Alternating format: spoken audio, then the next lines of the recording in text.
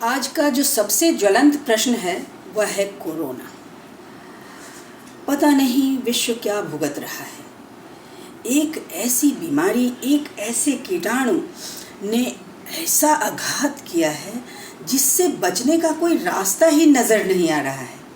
सबने विचार किया, सबने मंथन किया, बड़े बड़े वैज्ञानिक, डॉक्टर, चिंतक, फिलोसोफर सब सोच रहे हैं आखिर यह क्या है, आखिर हमने क्या पाप कर दिया, कैसी गलती कर दी कि इतनी बड़ी सजा संपूर्ण विश्व भुगत रहा है।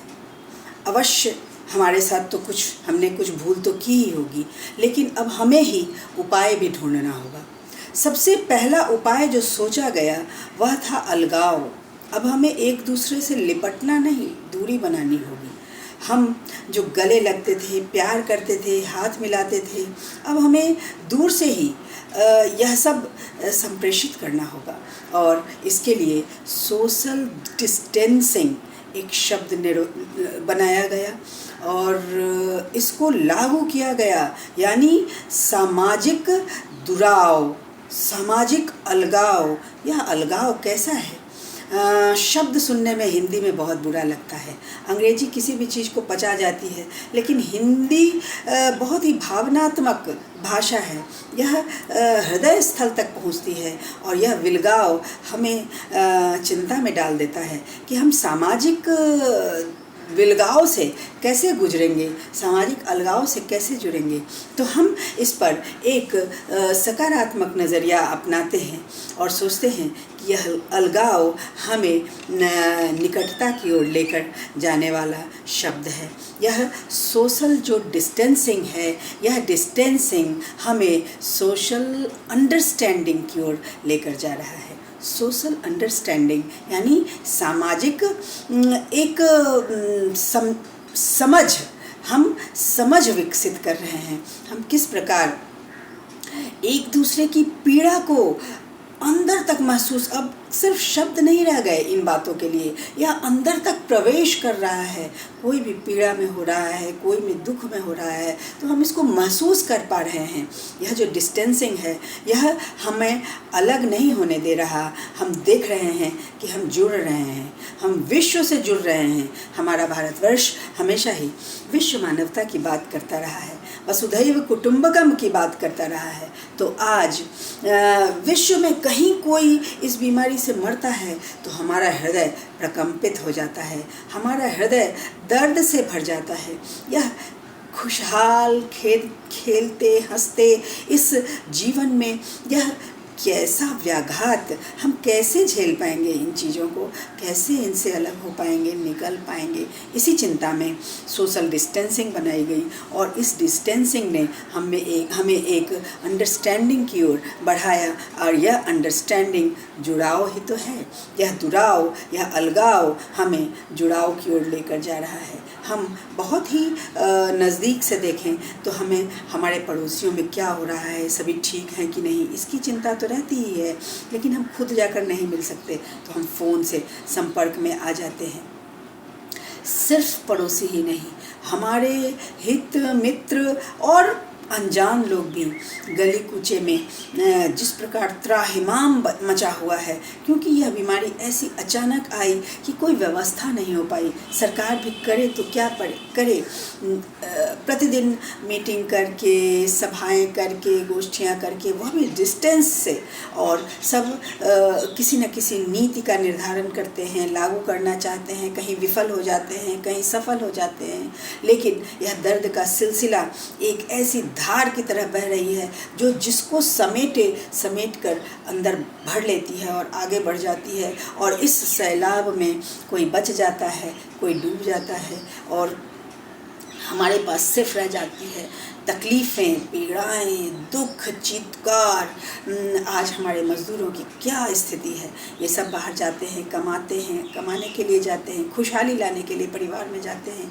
और फिर जब आप जीवन पर विचार करें तो जब हमारा अंतिम समय आता है तो हम परिवार के बीच होना चाहते हैं। कैसी निराशा उनके अंदर हो गई होगी कि पता नहीं जीवन कब है, कब नहीं है, क्या होगा, क्या नहीं होगा। और इस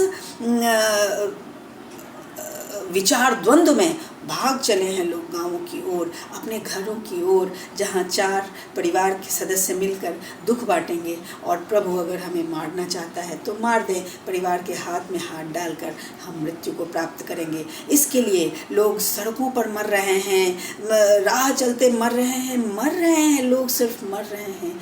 एक ही इलाज है, डिस्टेंसिंग, धैर्य, अपने अंदर धैर्य धारण करें, हम सब धैर्य धारण करें और खुले अंतर ज्ञान से काम लें, क्योंकि हमारी आंखें भी खुली हैं, अंतर दृष्टि भी खुली है, और इस अंतर दृष्टि से हम अपनी संपूर्ण अध्ययन का अवलोकन करें, चिंतन मनन का अवलोकन करें और कुछ ठोस काम करें, इन मज़दूरों को बचाएं। हम समाज को, डॉक्टर इससे पीड़ित हो रहे हैं, हमारे पुलिस वर्ग इससे पीड़ित हो रहे हैं। बहुत दर्द महसूस होता है जब हम अपने फ़ौज को सीमाओं पर लड़ते हुए और मरते हुए देखते हैं, तो कितनी पीड़ा होती है। आज वैसी ही पीड़ा इन्हें कोरोना योद्धा बताया जा रहा है। सचमुच ये योद्धा ही तो हैं, युद्ध कर रहे हैं हमारे लिए। हम उनकी तकलीफ़ों को भी महसूस करते हैं जो अपने बच्चों से नहीं मिल सकते, अपने परिवार से नहीं मिल सकते, खुद मर भी रहे हैं। बहुत सारे लोग इससे ग्रसित हो गए और मरने लग गए। तो हम देखते हैं यह अंडरस्टैंडिंग हमें किस ओर लेकर जाएगी। हम एक तरफ प्रकृति में फैले इस तकलीफ़ों से गुजर ही रहे हैं, दूसरी ओर हम प्रकृति को देखें। हम भी बड़े अनैतिक हो गए थे, हम भी बड़े क्या कहें, स्वार्थी हो गए थे।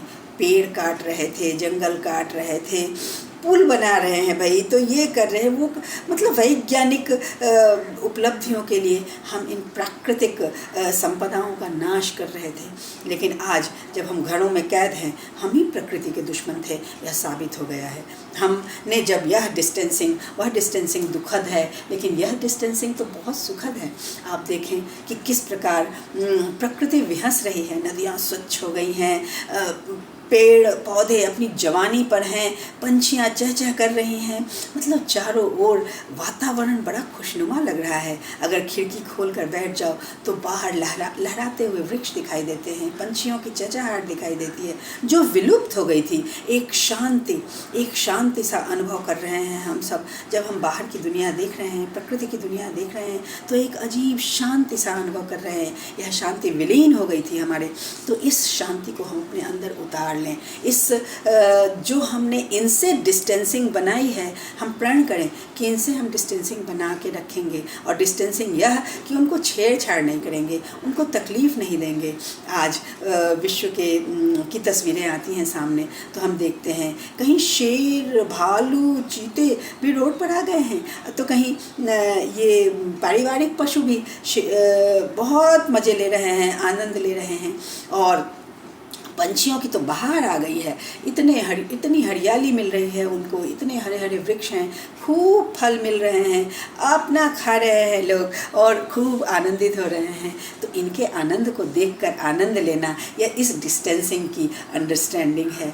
और हम सब इस डिस्टेंसिंग में जो अंडरस्टैंडिंग विकसित कर रहे हैं, एक दूसरे से जुड़े रहें, यह समस्या खत्म हो जाएगी। आगे फिर हम जिएंगे, लेकिन इन तकलीफ़ों को हम ना भूलें, इस पीड़ा को हम ना भूलें। हमेशा स्मरण रखें कि हमने उस तकलीफ़ में पूरे विश्व को एक देखा था, तो यह डिस्टेंसिंग हमें एका की ओर ले गई थी, हमें निर्माण की ओर ले गई थी। हमने अपने बीच एक भावनाओं का पुल बनाया था। इस पुल को बरकरार रखेंगे, पूरी दुनिया को, भारतवर्ष की संस्कृति की ओर लौटते लोगों का खूब स्वागत करेंगे। लोग गले मिलने से, हाथ मिलाने से ज़्यादा उचित मानते हैं नमस्कार करना। हम नमस्कार करके अपना विनम्र अभिवादन प्रस्तुत करते थे। यह नमः होना सुंदर प्रक्रिया है, तो संपूर्ण विश्व नमस्ते की ओर बढ़ चला है, हमारे रहन सहन खान पान की ओर बढ़ चला है। हम इसको भी अवश्य उद्धृत करना चाहेंगे कि मांसाहार से लोग हटे हैं। हम किसी पशु को काट कर खा रहे हैं अभी भी, पता नहीं विश्व में यह ख़त्म होगा कि नहीं। लेकिन अगर हम विचार करें तो ज़िंदगी को जब हम मौत की ओर जाते देखते हैं, तब हमें स्मरण होता है जब हम उसी प्रकार कटते कटते हैं, जिस प्रकार ये पशु हमारे खाद्य बनने के लिए कट जाते हैं, तो हमें महसूस हो रहा है कि इन्हें कैसी पीड़ा हो रही होगी। तो अभी के समय में बहुत कम हो गया है मांसाहार, तो हम इसको भी मेंटेन रखें बाद में भी, और इन पशु पंछियों को न खाएं।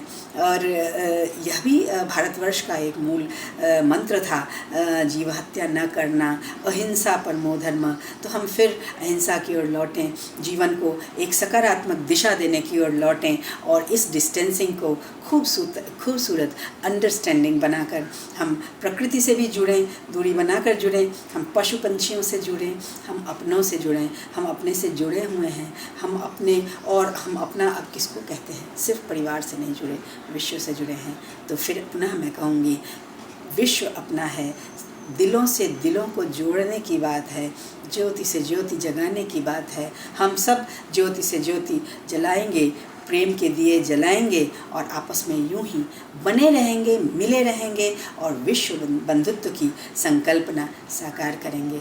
इन्हीं शब्दों के साथ मैं पुनः हाजिर होंगी, और कुछ नए विषय के साथ अपने विद्यार्थियों के साथ मैं जुड़ी रहती हूँ। उन्हीं विद्यार्थियों के लिए यह संबोधन किया मैंने आज, कि हमारे बच्चों को भी इस दिशा में सोचना है, नकारात्मक नहीं होना है, निराश नहीं होना है, हमें जितना तक हो सके सबको सहयोग करना है। समाज में अगर हम एक दूसरे को सहयोग करते रहते, तो आज जो सड़कों पर यह स्थिति दिखाई दे रही है, नहीं दिखाई देती। कहीं ना कहीं से वो लोग निकले थे, कोई ना कोई समाज था वहाँ, उस समाज ने उनको सहेजा होता, कहा होता, संबल दिया होता, आपस में मिल बांट कर खाने की हमारी पुरानी परंपराओं को वहाँ पर लगाया होता, तो शायद आज यह स्थिति नहीं आती। मैं बार बार देशवासियों को, समाज को, राष्ट्र को, विश्व को, और अपने प्रिय विद्यार्थियों को यह अवश्य कहना चाहूँगी कि अपनी संस्कृतियों को याद रखो, अपने मूल्यों को याद रखो, और इन्हीं मूल्यों पर सब कुछ निर्भर कर रहा है। आज यह साबित हो गया है, तो क्यों न हम पुनः इस डिस्टेंसिंग को अंडरस्टैंडिंग की ओर मोड़ें और खुश रहें। नकारात्मकता में सकारात्मकता की यह यात्रा सदैव चालू रहे।